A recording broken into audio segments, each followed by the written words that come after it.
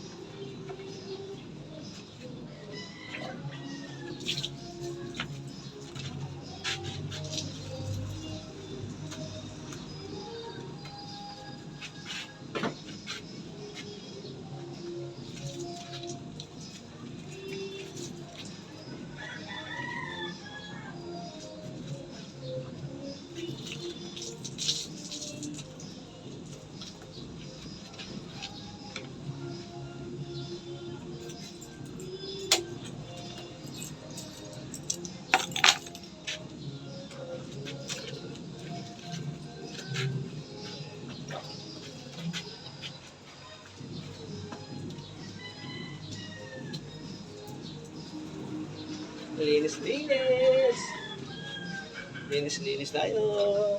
Kasi ito yung time. Ito lang yung araw na pwede maglinis.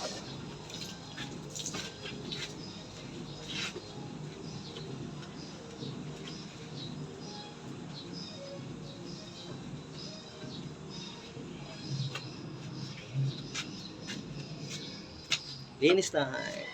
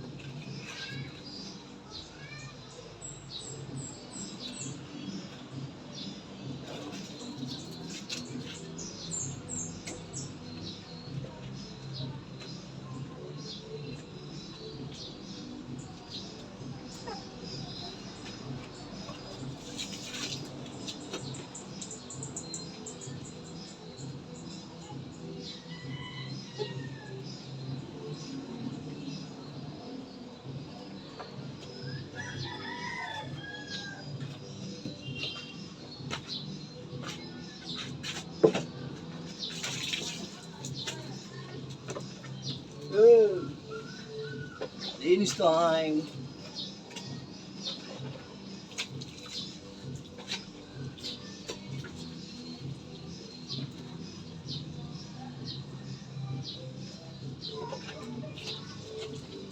So ayun nga, kailangan natin linisin yung ating motor kasi araw-araw natin ginagamit yung ating motor. Then, pagka lagi kasi siyang nililinis, so ang ganda niya tingnan. So guys, ano din siya, tatagal din siya sa atin siyempre.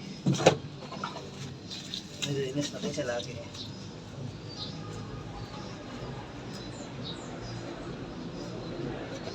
Tanggalin natin yung mga putik-putik, mga katawang, para at least malinis yung ating motor kasi araw-araw yung ginagamit.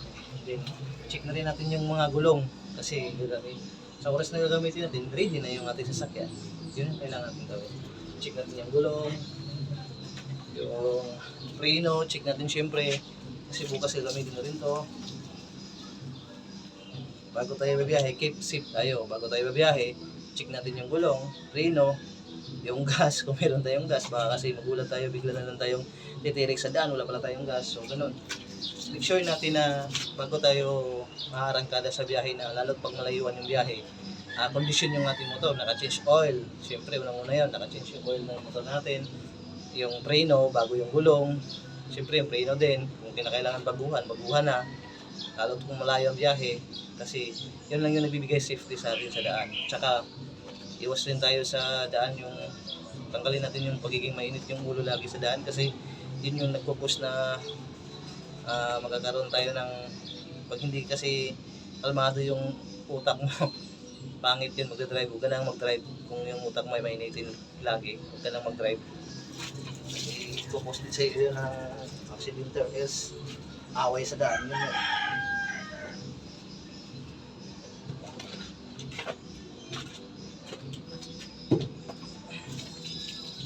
So yun, check natin yung mga kadina. Yung kadina natin. Kung ayun, okay pa ba? Kasi nga, i-safe tayo lagi pag nasa biyahe tayo.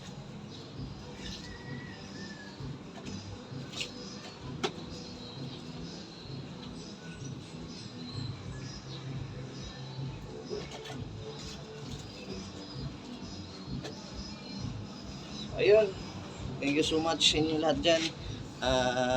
Siguro malapit na rin yung tanghalian. So, thank you so much. Thank you for watching small video or short video. Thank you so much mga followers, viewers. Thank you. We love you all. Bye bye.